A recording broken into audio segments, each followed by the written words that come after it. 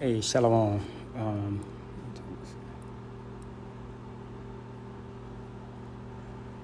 Shalom. I want to give all praise and glory to Yahweh Shem Yahshai by Hashem Rakah HaKodesh. Double honors to the apostles and elders of Great Millstone. Peace and salutation to you, brothers, pushing this truth throughout the four winds. Just continuously reading in the book of Matthew, and through the Spirit, picking up on little things. Watching Yahweh Shai's walk. One thing, like learning, is he never took anything personal. He never took anything personal. He knew prophecy had to play out, and that's just what it was. He knew who was going to deceive him. He knew who was going to sell him out, but he never took it personal. And that's kind of like how you want to be, because once emotions and feelings get involved, then you don't think logically. Not saying that feelings and emotions aren't going to happen, because in this same chapter, he went to a place to pray and he was feeling sorrowful, but having to move forward with the program, he understood that's just what had to happen. Okay. And another thing, it shows you that Israel, man, Jake is just out of there. Jake is out of there, bro. Always have been. Like, just looking at these people and these scriptures and things, you can't tell me you just can't see Jake. Any other nation, nobody like us on the good and bad side. Like, we stick out like a sore thumb. Our nation sticks out like a sore thumb in everything. It's bad and it's good. But this is Matthew 27:15. It says, "Now, at that feast, the governor was wont to release unto the people a prisoner whom they would." So he gave them a choice. He gave them an option. Who y'all want to release? Who you want gone? Who you want to let go? Okay. They set Barabbas free. Okay. And they were basically like, yeah, we're gonna just, hey, Yahweh Shai, he has to go. Set Barabbas free.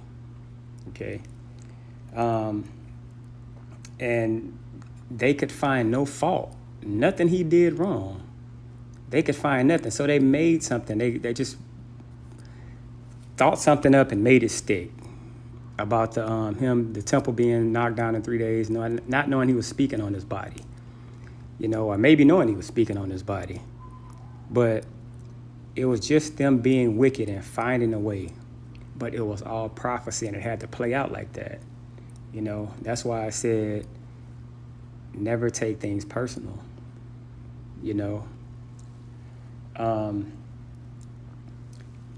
said, this is 27:19. When he was sit down on the judgment seat, his wife, this is Pontius Pilate, his wife sent unto him, saying, "Have nothing to do with that just man." It wasn't asking no question. It was a statement. Like, you don't, no parts. You don't want no parts of that. Don't have nothing to do with it. It says, "For I suffered many things this day in a dream because of him." Now, when you go into that word suffered, it says to be affected or have been affected, to feel. It was the one that was really good. It says, be in a bad sense, to suffer sadly. Okay. Looking in the Strongs, to experience a sensation or impression, usually painful, to feel, passion, suffer, vex. So this woman in her dream, knowing, like, she had a vision or a dream, and it showed her, like, this is wrong. That's why she said this just man. He didn't do anything wrong. So it was basically, she was saying, you don't want that blood on your hands. I've seen in this dream what could actually take place, you know? So, and it was all basically set up to let Israel have that blood on their hands. That was part of prophecy as well. So he couldn't have been blamed. It was his own people. And that's why we get that saying, it be your own people. Jake is like, man, we've always been that way. Where do you think we get these sayings from? It's nothing new under the sun. It be your own people. That didn't just come out of nowhere, because we know how we move, you know? And Israel gave them over. Okay.